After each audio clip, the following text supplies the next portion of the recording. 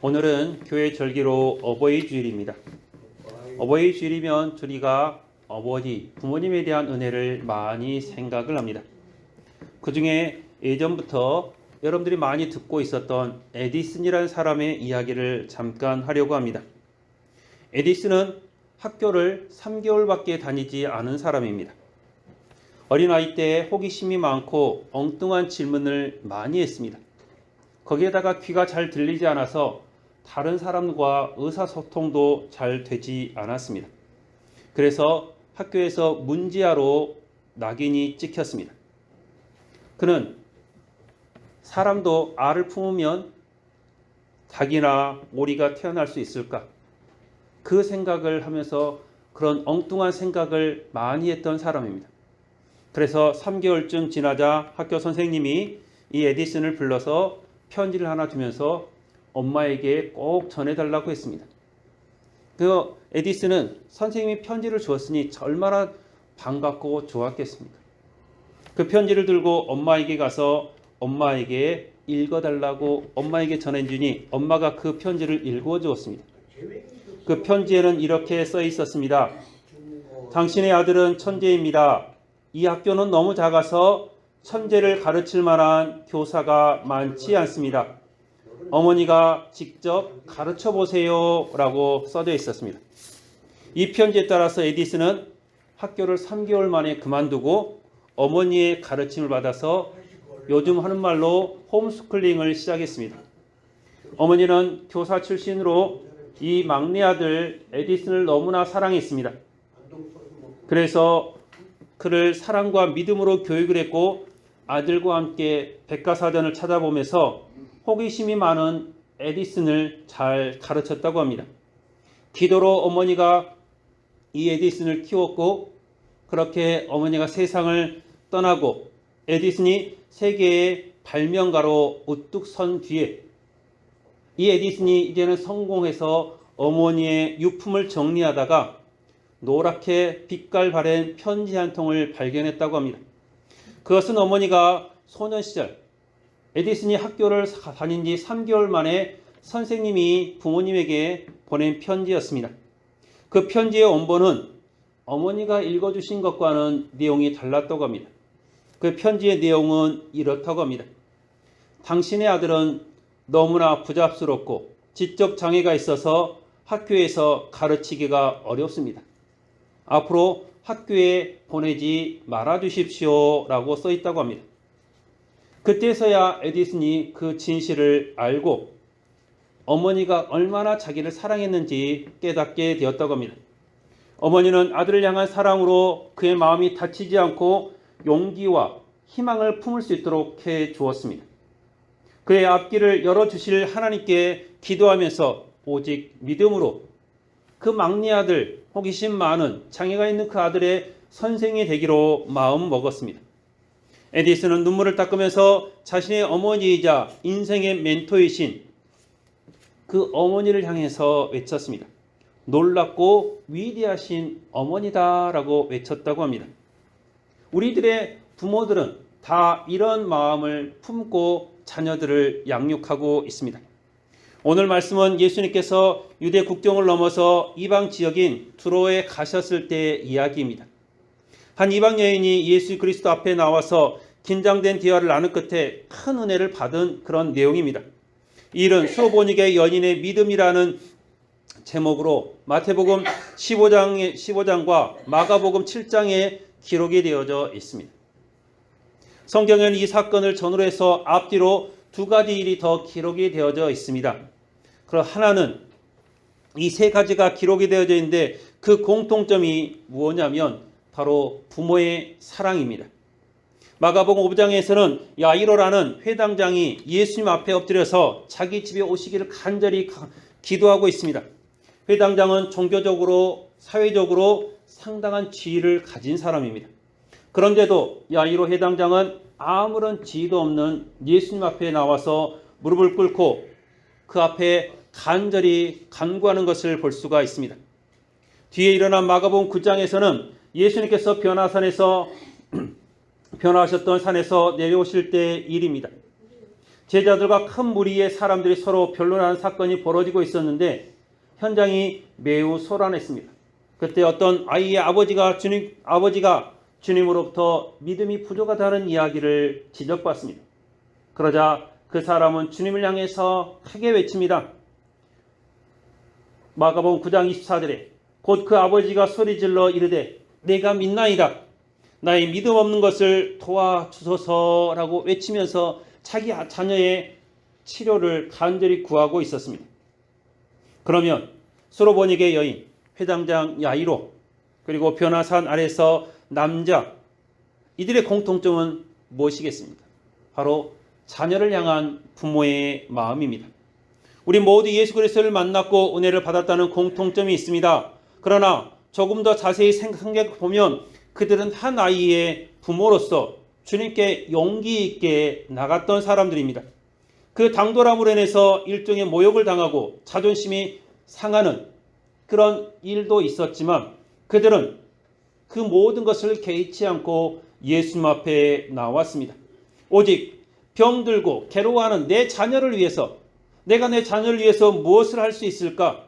그 생각으로 예수님 앞에 나왔던 사람들입니다. 오늘 어버이 주일 우리가 말씀을 자녀를 위해서라면이라고 했습니다. 부모들은 자녀를 위해서라면 못할 것이 없는 것이 바로 부모입니다. 이것이 바로 믿음을 가진 부모의 모습이고 우리가 자녀들에게 보여야 할 모습이기도 합니다. 사랑하는 성도 여러분, 우리들은 하나님 안에서 하나님의 자녀를 양육하는 귀한 부모들입니다. 내 자녀를 위해서라면 무엇이든지 해야 되는 것이 우리의 부모들입니다. 그러나 우리들이 그런 일들을 얼마나 감당했는지 우리들이 한번 생각해 봐야 할 것입니다. 여러분, 회당장 야이로는 그 당시의 모든 삶의 중심이었던 회당장의 중심이 되는 사람이었습니다. 여러분, 그곳에서 회당장에서 학교도 되고 재판소도 되고 사람들이 모이는 관공서도 되었던 그 회당장, 그 회당의 관리였던 회당장. 그때 예수님께서 나와서 말하는 것입니다. 그 자녀에게 달리다고 일어나라, 소녀에 일어나라 하니 그 회당장의 이야기를 듣고 소녀가 일어나는 역사가 있었습니다. 변화산 밑으로 주님을 찾아온 남자는 아들이 간질러 잡고 쓰러지는 그런 아픔을 가지고 있었습니다. 그래서 그는 예수님께 말합니다. 뭘 할 수 있으면 내 아들을 위해서 뭐라도 좀 해주십시오. 그때 예수님께서 말합니다. 할 수 있거든이 무엇이냐? 믿는 자에게 능치 못한 일이 없느니라 라고 하면서 예수님께서 그 남자의 믿음을 그렇게 야단을 치셨습니다. 그러나 그 부끄러움을 그는 개의치 않았고 예수님께서 그를 치료해 주시기를, 회복시켜 주시기를 바랬던 마음으로 나갔던 것입니다. 오늘 본문에서 눈여겨봐야 될 대상은 딸을 위해 믿음과 헌신을 다하는 어머니의 모습입니다. 어머니는 모처럼 얻은 주님의 휴가를 방해하면서 등장합니다. 많은 사람들을 피해서 예수님께서 두로 지방으로 가셨습니다. 24절을 보면 기록합니다. 예수께서 일어나사 거기를 떠나 두로 지방으로 가서 한 집에 들어가 아무도 모르게 하시려 하나 숨길 수 없었더라 라고 말합니다. 아무도 모르게 가서 좀 쉬고 싶었지만 숨길 수가 없었습니다. 그 중에서도 이 수로보니게 여인이 찾아온 것입니다. 여인이 다른 사람의 앞장서서 이토록 주님께 극성스럽게 매달린 이유가 무엇이겠습니까? 그 딸아이의 병 때문에 그렇습니다. 어린 딸이 귀신을 들려서 정신병을 앓고 있으므로 어머니의 마음이 얼마나 괴로웠겠습니까? 내 자식이 그렇게 괴로워하는데, 내 자식이 귀신을 들려서 그렇게 힘들고 어려워하는데 마음 편하게 밥 먹고 놀고 생활할 부모가 어디 있겠습니까? 그 여인이 자기 딸을 사랑하는 마음으로 예수님 앞에 가서 간절하게 부르짖는 것입니다. 여러분, 어떤 사람들은 말합니다. 이 수로보니게 여인이 가난하지 않았을까? 아닙니다. 헬라인이라고 말합니다. 수로보니게라고 말합니다. 여러분, 가난한 여자가 아니라 헬라 사람이고 헬라어를 능통한 사람이고, 여러분 수로보니게라는 그 지역은 또한 가난한 지역이 아니었습니다. 또한 이 수로보니게 여인이 여러분 그냥 과부로 살았다는 말도 없습니다. 자녀를 사랑하는 그런 하나의 어머니였던 것입니다. 그 어머니가 가서 간절하게 부르짖는 것입니다. 여러분, 주님께서 이 여인을 향해서 말합니다. 여러분, 예수님께서 27절부터 보면 기록합니다. 예수께서 이르시되 자녀로 먼저 배불리게 할지니 자녀의 떡을 취하여 개들에게 던짐이 마땅하지 아니하니라 라고 말하고 있습니다. 쉽게 말해서 예수님께서 이 수르보니게 여인에게 말합니다. 야, 이 개 같은 거다. 나는 너한테 은혜를 베풀 생각이 없다. 너는 이방인이기 때문에, 헬라인이기 때문에 너는 개 같은 존재다. 나를 성가시게 하지 말라라고 예수님께서 원색적으로 말하는 것입니다. 그럼에도 불구하고 이 여인은 그렇게 대답합니다. 28절에 여자가 대답하여 이르되 주여 올소이다마는 상 아래 개들도 아이들이 먹던 부스러기를 먹나이다 라고 말합니다. 이 여인이 말하는 것입니다. 주님, 맞습니다. 나는 개 같은 사람입니다. 나는 개 같은 이방인입니다. 예수님께서 나를 개로 여기신다면 나는 개가 되겠습니다. 그렇지만 내 딸만큼은 예수님께서 고쳐주십시오. 예수님께서 나를 개 취급해도 상관없으니까 내 딸아이를 고쳐주시기만 하십시오라고 말합니다. 여러분, 여인이 모든 자존심을 다 내려놓았습니다. 자기 자존심, 자기 주변에 있는 주변 사람들이 눈치를 보지 않습니다. 그의 마음에는 오직 내 딸아이가 고쳐지는 것만을 간절히 바라고 있는 것입니다. 어떤 사람들은 말할 수 있습니다. 예수님께서 다른 데는 그냥 내 믿음대로 될지라, 그래 내가 너에게 은혜를 베푼다. 그렇게 해서 다들 예수님께서 치료해 주셨는데 왜 이 수로보니게 여인한테는 너는 개 같은 사람이다 라고 그렇게 말을 했겠습니까? 너무 냉정하고 너무나 그 여인에게 비수를 꽂는 말을 했다라고 말할 수도 있습니다. 그러나 예수님께서는 그 여인의 믿음을 알고 있었습니다. 자기 딸아이를 향한 그 간절한 어머니의 마음을 알고 있었습니다. 그래서 예수님께서는 이 부스러기 믿음, 부스러기 은혜라도 강구하는 그 여인을 위해서 예수님께서는 그 여인의 믿음을 시험하시고 다른 사람들보다 이 여인의 믿음이, 딸을 향한 그 믿음이, 예수를 향한 그 믿음이 간절하고 확실함을 다른 사람들에게 보여주셨던 것입니다.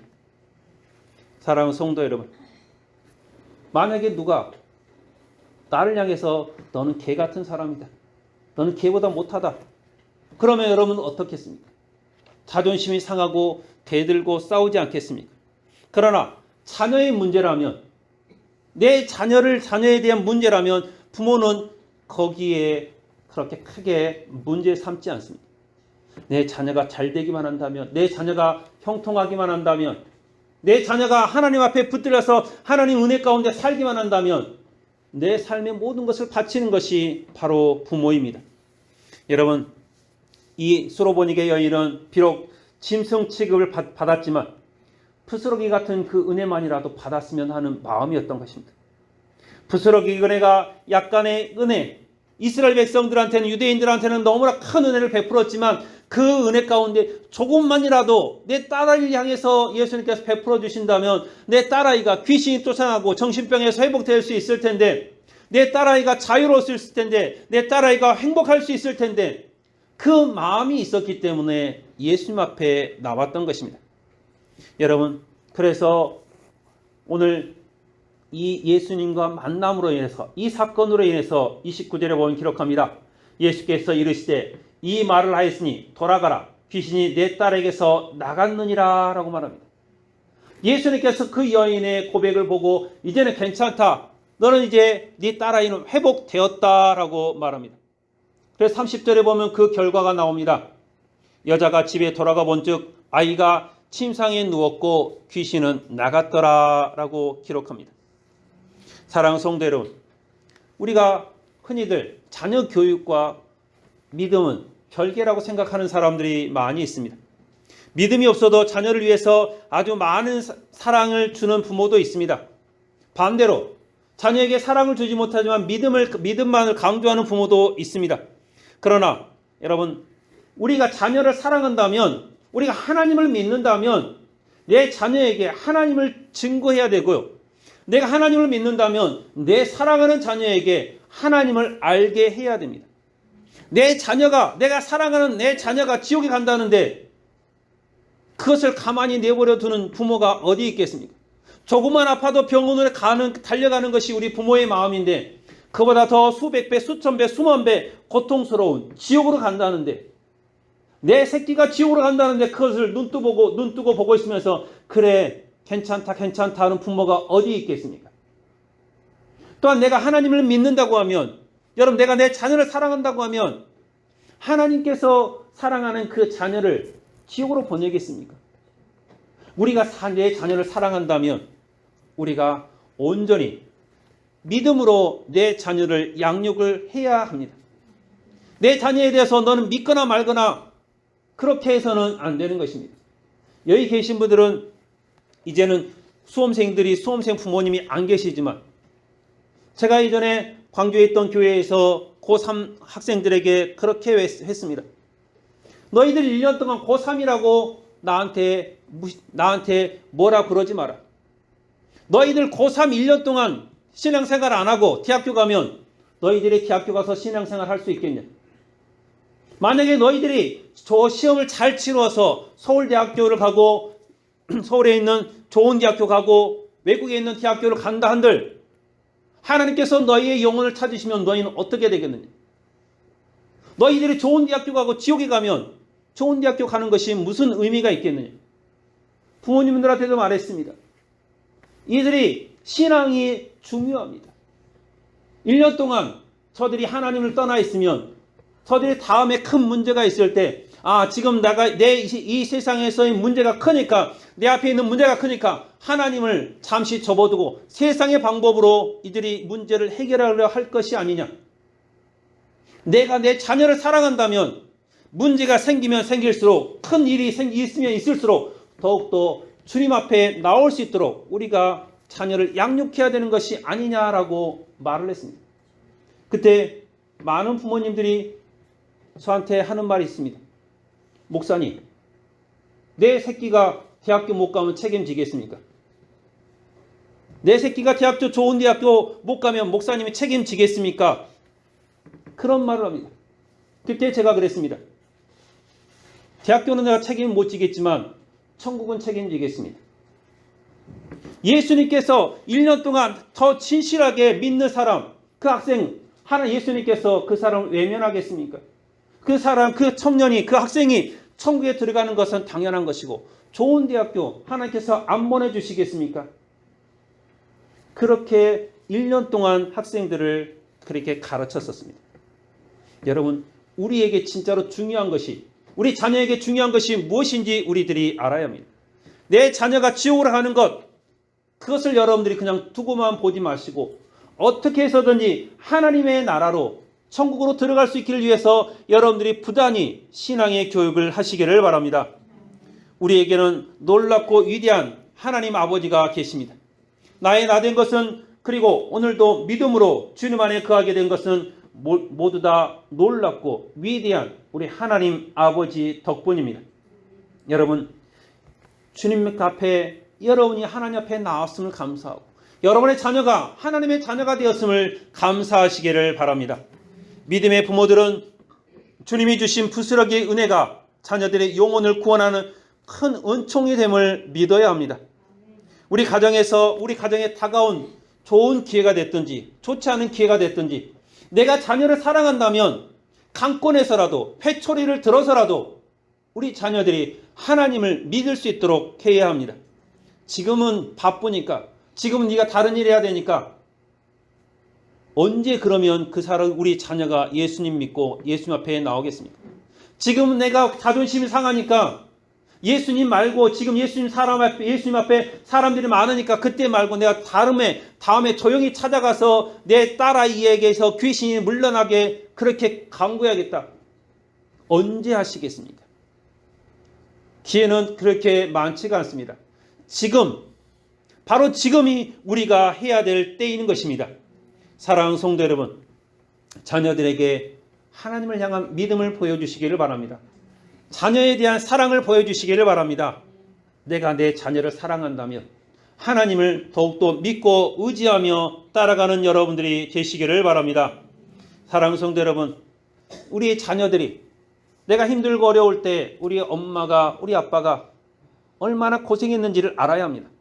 우리 엄마 아빠가 얼마나 나를 위해서 기도했는지 알아야 합니다. 우리가 찬양을 불렀습니다. 여러분도 다 이 찬양에 대해서 다 기록하고 있습니다. 어머니의 넓은 사랑 귀하고도 귀하다. 그 사랑이 언제든지 나를 감싸준다. 내가 올 때 어머니는 기도드리고 내가 기뻐할 때 찬송을 했다. 여러분, 이 모습이 자녀들에게 기억이 되어야 합니다. 그렇지 않고 우리 엄마는, 우리 아빠는 날마다 공부해라. 너 그래갖고 좋은 대학교 갈 수 있겠냐? 좋은 직장 잡아라. 좋은 사람 만나라. 예수님 믿으라는 소리는 하나도 안 하고 세상에서 성공하라는 이야기만 한다면 여러분, 그것이 어찌 믿음의 부모이겠습니까? 믿음의 부모라면 더 우리 자녀들이 예수님을 잘 믿을 수 있도록 여러분의 자녀의 믿음을 더욱더 신경 써주시기를 바랍니다. 자녀가 지옥에 가는 것을 그냥 바라만 보지 마시기를 바랍니다. 사랑하는 성도 여러분, 이 수르보니게 여인, 이 여인은 예수님을 향한 믿음도 있었고 자녀를 향한 사랑도 있었습니다. 여러분이 하나님을 향한 믿음과 여러분의 자녀를 향한 사랑을 온전히 다 품으시기를 바랍니다. 그것이 바로 부모의 마음입니다. 또한 이런 부모를 가지고 있는 사람들은 너무나 행복하고 너무나 즐겁습니다. 이런 부모가 없는 사람, 내가 힘들 때 나를 위해서 기도해주는 부모가 없다. 여러분, 그럼 그 자녀가 어디로 가겠습니까? 세상을 향해서 갈 수밖에 없습니다. 내가 힘들고 괴로울 때 우리 어머니는, 우리 아버지는 교회에 나가서 간절하게 기도하더라. 우리 어머니 아버지가 내가 그렇게 기도하는 것을 보니까 내가 하는 일에 내가 자신감이 있다. 수르보니게 여인의 딸이 그러지 않겠습니까? 내가 귀신 들렸을 때 우리 엄마는 죄 취급을 당하면서도 예수님 앞에 나가서 간절히 기도했다. 그것 때문에 내가 이 귀신에서 해방되었다. 여러분, 그 믿음이 자녀에게 있어야 되는 것이고 그 믿음이 부모에 대한 사랑이고 하나님에 대한 믿음이 되는 것입니다. 사랑하는 성도 여러분, 자녀를 낳았다고 해서 다 좋은 부모가 되는 것은 아닙니다. 자녀를 낳았다고 해서 다 부모가 되는 것이 아닙니다. 자녀를 낳았으면 사랑으로 그 자녀를 품고 예수를 향한 믿음으로 그 자녀를 양육을 해야 합니다. 그냥 너는 네 알아서 해라가 아닙니다. 우리가 아주 어린 시절에는 그 자녀를 향해서 계속해서 이것저것 다 공급해주고 이렇게 해라 저렇게 해라 하지만 자녀가 초등학교를 졸업하고 중학교, 고등학교 되면서 사춘기를 겪으면 우리의 자녀들은 다 바깥으로 나갈 수밖에 없습니다. 성인이 되면 이래라 저래라 할 수가 없습니다. 여러분, 우리 눈에서 벗어나면 우리가 할 수 있는 일이 아무것도 없습니다. 우리가 할 수 있는 일이라고는 오로지 하나님 앞에 기도하는 것 말고는 무엇이 있겠습니까? 사랑하는 성도 여러분, 오늘 수르보니게 그 여인의 믿음을 여러분들이 보시기를 바랍니다. 그 여인이 하나님을 향한 사랑, 자녀를 향한 그 사랑, 그것을 온전히 마음에 품고 하나님 앞에 나왔던 것처럼 여러분도 부모된 자로서 여러분의 자녀를 이렇게 사랑하시고 여러분의 자녀에게 믿음을 전해주시기를 바랍니다. 그리고 여러분도 여러분의 부모님이 계신다면 여러분의 부모님이 이런 부모님이 될 수 있도록 여러분들이 간절히 기도하면서 여러분의 부모님을 더욱더 공경하는 여러분들이 되시기를 바랍니다. 여러분의 가정이 이렇게 하나님 안에서 복된 가정, 믿음의 가정, 또한 서로 신뢰하는 가정이 되시기를 바랍니다. 에베소서 6장에서 기록합니다. 자녀들아, 주 안에서 너희 부모에게 순종하라. 이것이 옳으니라. 내 아버지와 어머니를 공경하라. 이것은 약속이 있는 책 계명이니 이로써 네가 잘되고 땅에서 장수하리라. 또 아비들아, 너희 자녀를 노엽게 하지 말고 오직 주의 교훈과 훈계로 양육하라 라고 말하고 있습니다. 여러분들이 여러분의 자녀를 주의 말씀으로 교육하고 훈계하시기를 바랍니다. 여러분의 자녀가 하나님을 떠난다면, 지옥으로 간다면 그것을 그냥 바라보지 마시기를 바랍니다. 하나님 품으로 다시 옮기는 여러분들이 되시기를 바랍니다. 주 안에서 부모에게 순종하며 주 안에서 여러분의 자녀를 양육하고 훈계하는 여러분들이 되셔서 여러분의 가정에 믿음과 사랑이 넘쳐나는 귀한 가정이 되시기를 주님의 이름으로 축원합니다. 기도하겠습니다.